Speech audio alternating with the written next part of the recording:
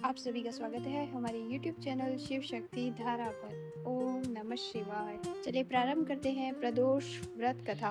प्राचीन काल में एक गरीब पुजारी हुआ करता था। उस पुजारी की मृत्यु के बाद उसकी विधवा पत्नी अपने भरण पोषण के लिए पुत्र को साथ लेकर भीख मांगती हुई शाम तक घर वापस आती थी। एक दिन उसकी मुलाकात विदर्भ देश के राजकुमार से हुई, जो कि अपने पिता की मृत्यु के बाद दर दर भटकने लगा था। उसकी यह हालत पुजारी की पत्नी से देखी नहीं गई।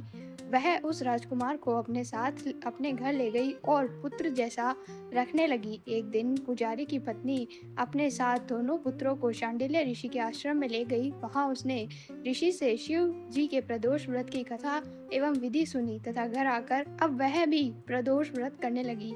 एक बार दोनों बालक वन में घूम रहे थे। उनमें से पुजारी का बेटा तो घर लौट आया, परंतु राजकुमार वन में ही रह गया। उस राजकुमार ने गंधर्व कन्याओं को क्रीड़ा करते हुए देखा तो उनसे बात करने लगा। उस कन्या का नाम अंशुमति था।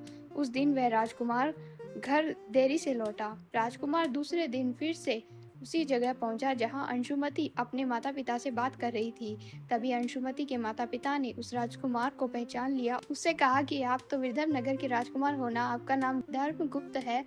अंशुमति के माता पिता को वह राजकुमार पसंद आ गया और उन्होंने कहा कि शिवजी की कृपा से हम अपने पुत्री का विवाह आपसे करना चाहते हैं। क्या आप इस विवाह के लिए तैयार है? राजकुमार ने अपनी स्वीकृति दे दी।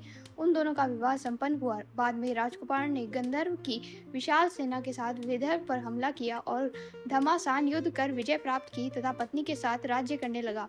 वहां उस महल में वह पुजारी की पत्नी और पुत्र को आदर के साथ ले गया तथा साथ रखने लगा। पुजारी की पत्नी तथा पुत्र के सभी दुख व दरिद्रता दूर हो गई और वे सुख से अपना जीवन व्यतीत करने लगे।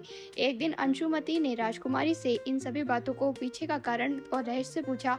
तब राजकुमार ने अंशुमति को अपने जीवन की पूरी बात बताई तथा साथ ही प्रदोष व्रत का महत्व और व्रत के प्राप्त फल का भी अवगत करा। उसी दिन से प्रदोष व्रत की प्रतिष्ठा व महत्व बढ़ गया तथा मान्यता अनुसार लोग यह व्रत करने लगे। कई जगहों पर अपनी श्रद्धा के अनुसार स्त्री पुरुष दोनों ही यह व्रत करते हैं। इस व्रत के करने से मनुष्य के सभी कष्ट व पाप नष्ट हो जाते हैं एवं मनुष्य को अभीष्ट फल की प्राप्ति होती है। ओम नमः शिवाय।